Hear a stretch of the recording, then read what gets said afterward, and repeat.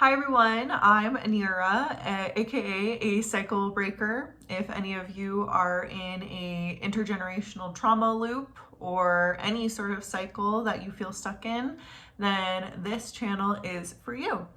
I am super excited. I just want to let everybody know that this channel is not here to explain, but to illuminate. So don't feel like you need to figure everything out right now because who has the time for that anyways? So this month, or this video, is going to be focusing on the month of October and reading the signs that are coming towards you. This is direct guidance from Spirit and also from my own personal experience. So you're kind of getting a mixture of both. First of all, I really want to talk about perspective and mindset. So this is the most key thing in cycle breaking in general. First, you need an intention. So you need to sit there and you need to think, what is it that I want to do? Is it to heal? Is it to change your life? Is it to start a new career? It could be something simple. It could be something abstract. Just think of the intention that you want. Mine was to heal my anxiety and to listen into my body and what it's trying to tell me. After that, you need an open mind. So you really need to start seeing things from a different perspective because the cycles are not just external, they are internal in our neural pathways in our brains. So in order to change those neural pathways, we have to start changing our internal thoughts and our internal dialogue that will help us change our external world. So you do really have to have an open mind. You have to kind of allow for new things to come in. Then this is when you will start seeing signs, and you will be able to see those signs that are from your higher self, your highest timeline, your highest good, whatever it is, maybe the intention that you specifically spoke, right? I really like to associate this with a metaphor because it's just like who I am. So I always think of it as like finding a new identity, to like a new closet or new clothing that you need, that you're like, oh, I hate everything in my closet right now. It's not resonating with me. It's just not fitting me. It's not fitting my vibe anymore. I need to change it. So we can't just like go out and buy new clothes. Like we could, but then we know what we need to do next. We need to make sure that we clean out our closet in order to make space. So we clean out our closet to bring in new things, right? So that's kind of what we're going to be doing in this video. We're going to be looking at compost, super fun. And we are going to be looking at how to bring in new signs. We need to make sure that we compost or get rid of things that aren't serving us right now and for our highest good. So keeping all of that in mind, I think our first message is going to be to notice your energy levels. The outside world is mirroring us right now, whether you're in the northern hemisphere or whether you're in the southern hemisphere, it is mirroring our energy. So springtime, we get to see, all of the growth, we get to see all the blooms. In the northern hemisphere right now, it is autumn, and we are experiencing a little bit more of a slowdown in terms of maybe we're feeling a little bit more exhausted. I encourage every single one of you, no matter where you are in the world, to go out and see how nature is mirroring your energy. So if you are exhausted, you might also find that there are things happening in the natural world that are mirroring your exhaustion. Like for right now, I'm feeling a little bit more sleepy, getting ready for hibernation. And I see that daily going outside. I have a forest out there, like right outside my window. And I get to see the leaves falling and just like their little, like, I was going to say denouement, but like basically their fall is just so beautiful. It's almost like their quiet little play that we get to watch, we get to potentially see it, which is really beautiful. The universe also wants us to notice what we are consuming and how that is directly correlated with our energy levels. And I'm not just talking about food, although food is definitely a factor. I'm finding a lot with videos and just my own tarot spreads and inner reflections and meditation. I had Lilith come to me the other day. I had no idea who Lilith looked like, which is, I know it's a whole thing, but anyways, she told me to regulate my nervous system, which I think is really generally good advice for literally anyone. So just really think about what is it that you are consuming, where are your inputs and where are your outputs. So where is your energy going and what are you receiving your energy from? What is nourishing you right now, right? And if you're like, I don't even know what's nourishing me, I'm just eating for survival, then you're on the right channel right now.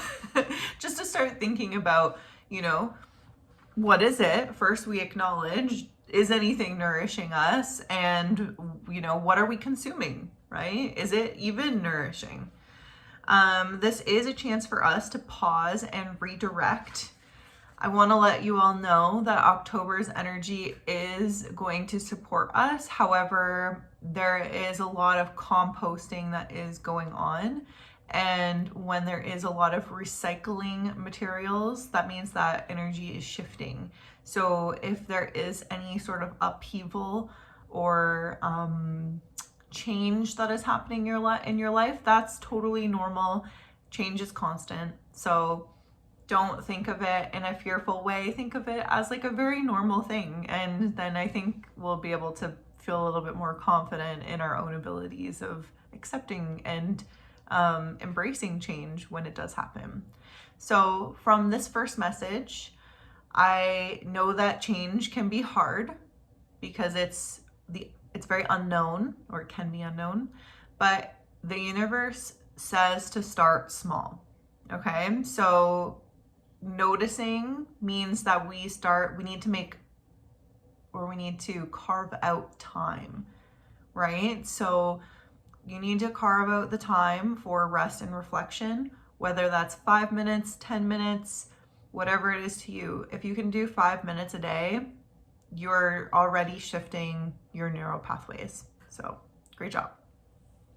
The second message is, where do we redirect? So it's super nice to reflect. It's super nice to do all of that, but what do we do with it? Well, there's this thing called Pinterest and you can create cool vision boards. So when we are, done reflecting, I don't really know who my audience is because there's probably going to be a wide variety of, different people at different places. So this is the reason why I'm doing this here too.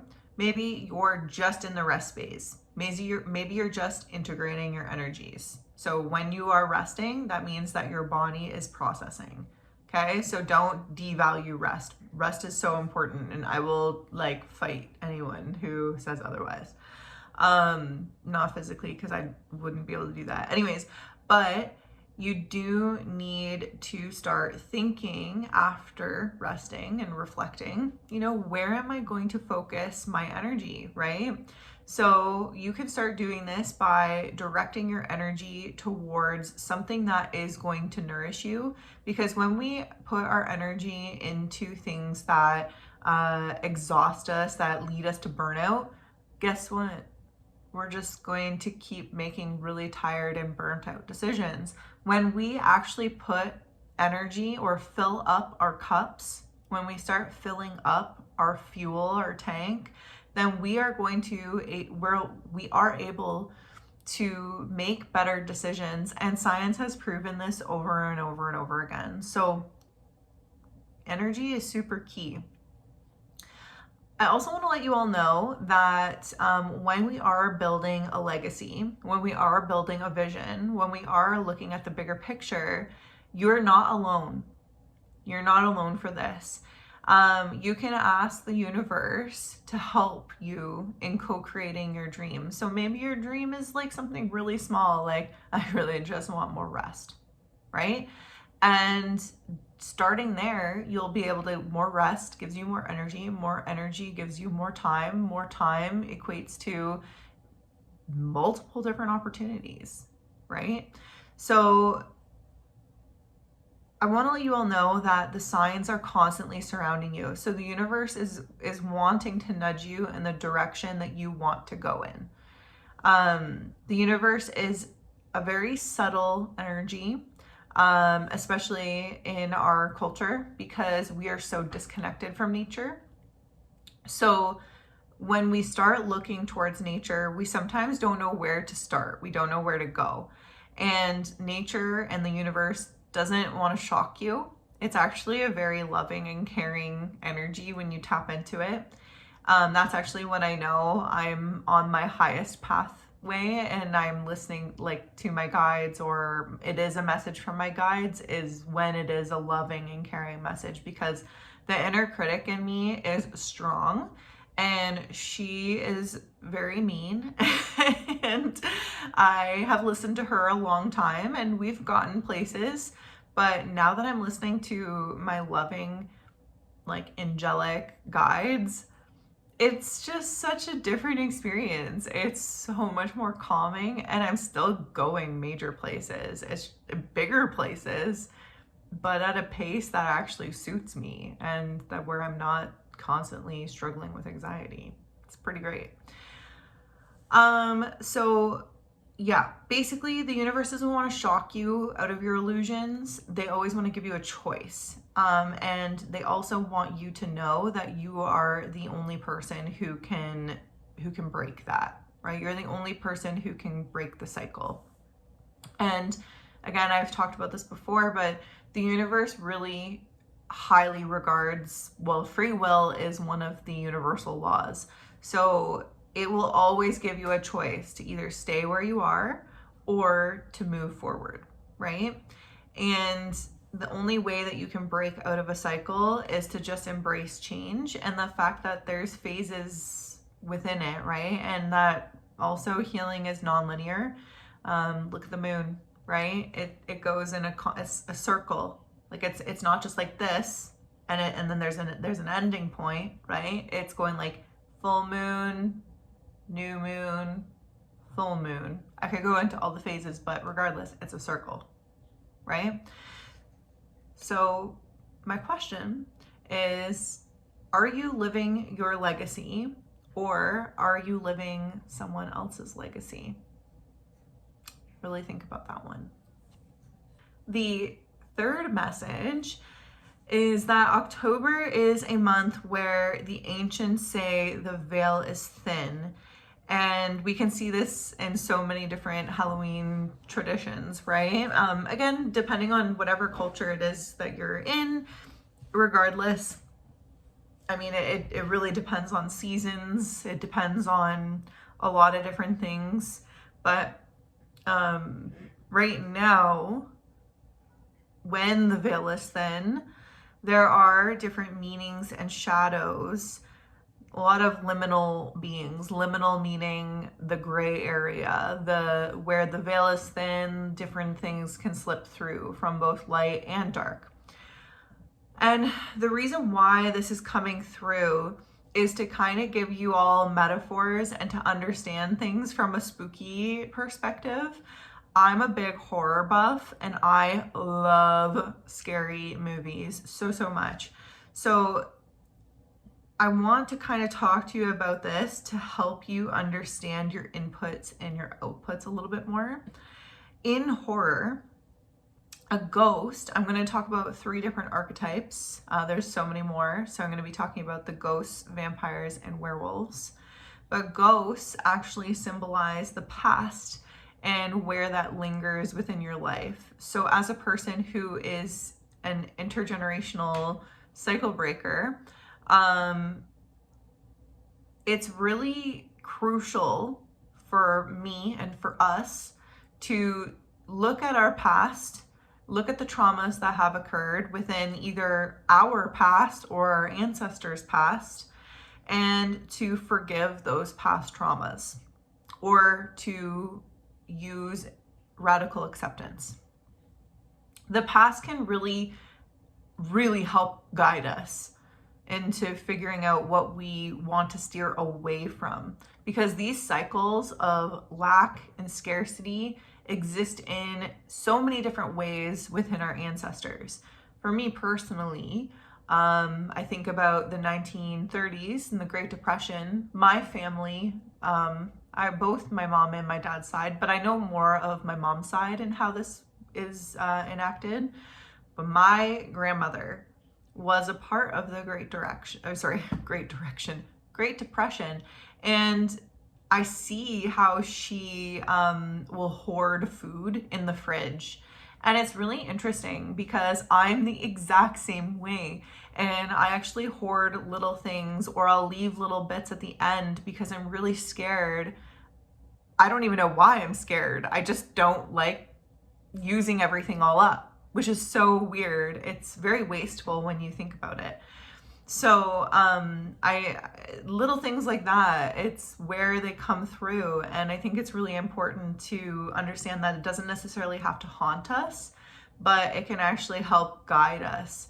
So it's really acknowledging those little things first that helps us acknowledge it, so that we can actually cut the cords to whatever it is that is limiting us. Because yeah, I don't need to be doing that. And I don't think other people need to be doing that either anymore, since I'm wanting to live with abundance, not in scarcity. Then we have vampires, and vampires are really interesting. Vampires are actually, well, we all know this, that they suck the blood out of things. They suck the life force out of beings, whether it's humans or Twilight vampires, like who enjoy eating deer, or vegetarians. Sorry, I just watched Twilight, so it is what it is, but it's nostalgia. But they actually originate from the rich feeding from the working class, which is super interesting. And when I think about it, like without blood, what would vampires do? Yeah, they would live, but what kind of life would they live, right? They need their food source. They need blood, right? And like they'll take it no matter what. And that's interesting when we think about our energy and we think about inputs and outputs. And the universe really wants you to consider, like, where are we putting our energy? Are you leaking energy to people? Are systems or structures draining you? Right? It doesn't necessarily even have to be a person. It could be your job. It could be the system that you're currently in. You know, what is it that is draining you, and where are you craving nourishment? Are you being an energy vampire to people within your life or structures within your life? So it's like a two-way street. It's very reciprocal. And I also want to remind everyone, and myself included, that we all have a choice in terms of like where we put our energy. When we pick up when we pick up our phone, for example, like I am unconsciously doing that. That's not something that I am normally very aware of. I'm trying actively, it's a very difficult endeavor to do, to be like, oh shit, I'm on my phone. I've been on my phone for like an hour. Where did that go, right? So to really be conscientious of our time. Yeah, that one's a really big one. And lastly, we have werewolves, and werewolves actually are fascinating too. They originate from repressing our wild nature, which is interesting when we look at colonization and the history of that in general. And so it is really important to talk about reconciliation, and it is really important to talk about this healing, because colonization it obviously has impacted Indigenous peoples in a very negative way. And that is the reason why we are healing and we are in a current state of healing. But we also need to look at how colonization is not only affecting, it caused genocides, but it's still affecting us to this day, and not in a good way. And so I think it's really important for us to consider, sorry, my phone kind of went off there, to consider where we are repressing our primal instincts and where we find that scary, right? Like, why is it scary? Everything is natural. Our cycles are natural as people. Our 24-hour day is a masculine cycle. We have our 28-day, which is our feminine cycle. We have, and again, whatever you identify with, masculine or feminine, right? And because we all have it inside of us, and recognizing where we're putting more of our energy into. And it's kind of funny because they represent cycles, they represent change and transformation. I think about like the Boy Meets World episode, if I have any millennials on here, where Corey ends up in one of like the first seasons, he ends up being so scared of his puberty, right? Like going into becoming a man, and he becomes a werewolf throughout the episode, and he's so fearful of it. I find it very interesting because it's like, again, that's something that every single human goes through, is this puberty stage, this age of becoming, the Bildungsroman in literature, the coming of age story. And so I think it's funny, and I laugh because like, really, what is so scary about nature? What is so scary about this stuff? It's so normal. Everyone goes through it. But I do think that we find it scary because society is in this constant state of like asking us, or not even asking us, forcing us to conform. And if we don't, or if we didn't conform, think about how much more variety we would have. And variety is so healthy when we think about variety in food sources, when we think about variety and like identity and uniqueness. But also, if we're gonna go with the werewolf theme, my dog breeders will appreciate this, but variety in even dog species. If you have a purebred animal, yeah, they're cool and all, but they've got a lot of health defects. If you get an animal that has like a lot of variety within their genetics, then they actually are way healthier. So like a mutt they're normally very healthy for the most part. Dogs. And so I don't know, it's just kind of interesting to make those little connections. But yeah, just be cautious. Be aware of the archetypes that are within your life. During October, we have the spooky season happening. So, just consider, where are like these archetypes in your life, and where do they linger? What is draining you? And what cycles are you trying to repress? And I think I'm going to do a Substack post that goes a little bit deeper into this. So if you are curious about that, you can check out my Substack page as well. Lastly, I'm going to talk a little bit about personal signs that have been coming up for me, in hopes that I can model how to interpret some of the signs that you will be seeing in your own life during October, after you've, carved out your time for reflection and you've thought of some archetypes and your own kind of views or perspectives on these things. I think it's really important for us to kind of see things at different perspectives. So yeah, I just really hope that this prompts and helps people read in a way that makes sense to them. So this fall, I keep seeing mushrooms, turkey vultures, skunks, and opossums. Unfortunately, dead ones, but this is very interesting. It all kind of goes together. But basically, all of these things have something in common, right? I keep seeing them over and over and over again, but they do have a common thread. And this is kind of how you want to read signs, is being like, okay, I see all these things, take note of them, the repetitive ones, the things that you keep seeing over and over again, write them down. And honestly, if you're not good at this, that's totally fine. It's new. So what I recommend doing is like go into ChatGPT or Google and just type in all these things and see like, what is the linking thread? I personally already know this because I love nature, but they're all scavengers. And they are not beautiful. When we think of a skunk, we almost think opossums. Terrifying. The Goofy movie, you know what I'm talking about. Anyways, oh my god, I'm so scared.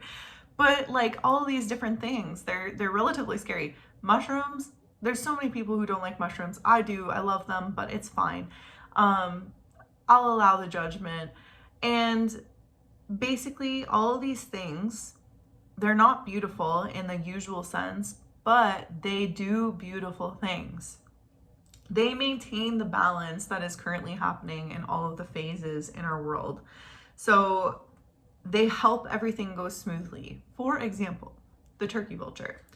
In indigenous cultures, the turkey vulture represents purification, renewal, and transformation, which is really, really cool. This is also linked to just mushrooms in general and how they actually help decompose and recycle old energy from things like, for example, like old branches or a tree that's fallen. They will actually recycle all of this, which will help actually make the soil become richer. I'm looking at my notes right now too, just so that I stay focused, and more fertile. So I really want to ask the question of, how do you feel about compost? If you're like, ooh, notice that, please. Do you avoid it? Do you judge it? Can you recognize its benefits?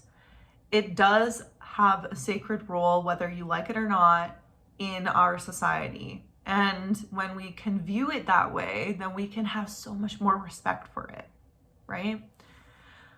I also know that these signs connect and have common themes because of my knowledge. I have had really beautiful and really cool experiences where I was able to go to an indigenous meeting session where I actually got this information gifted to me, which I was also able to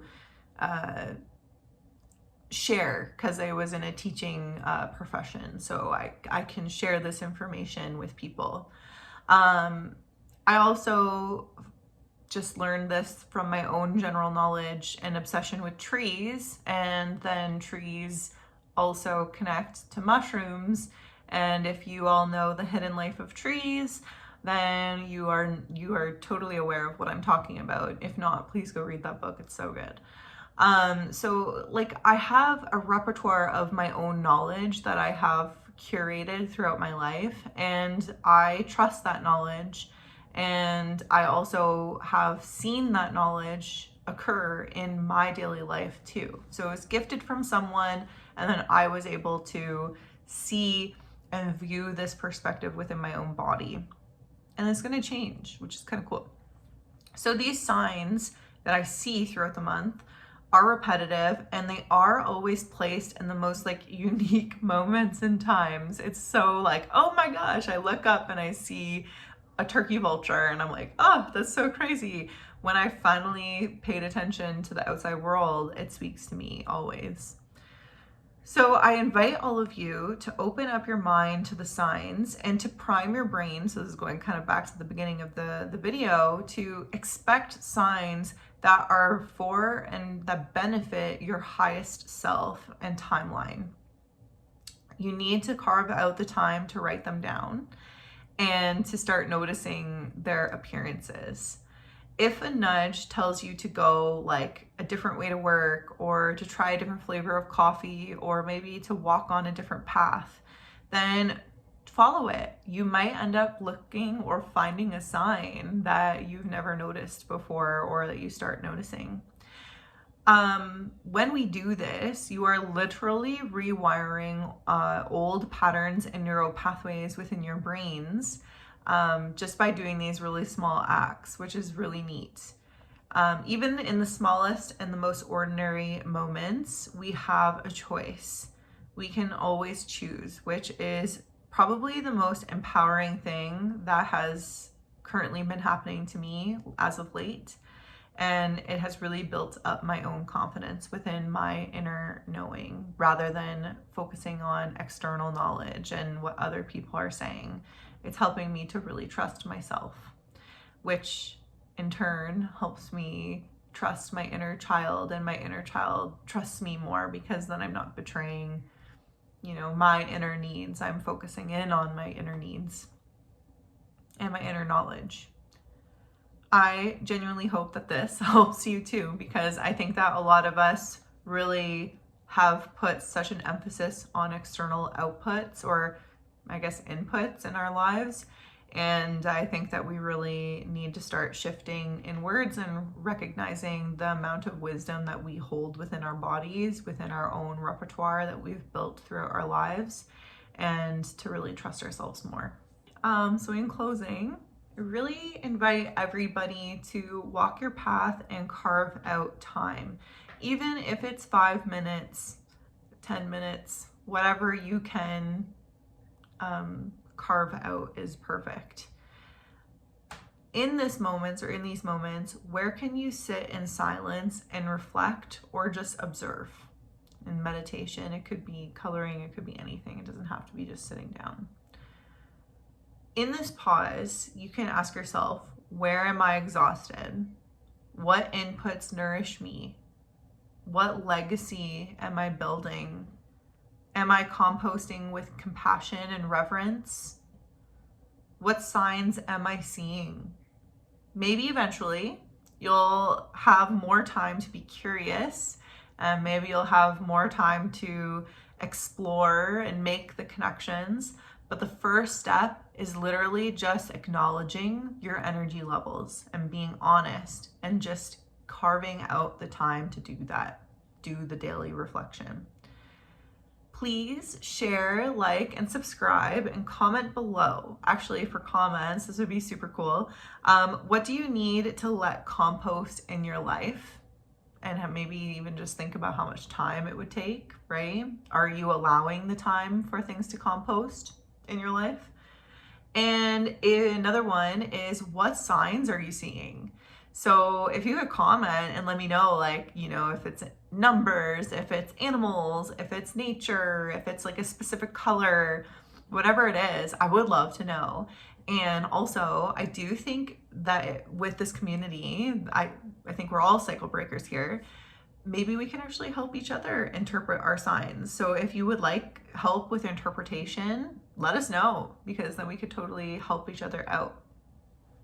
But now I just send you all love and light for this October, and I look forward to looking at next Thursday's video. So keep cycle breaking, people. Until next time.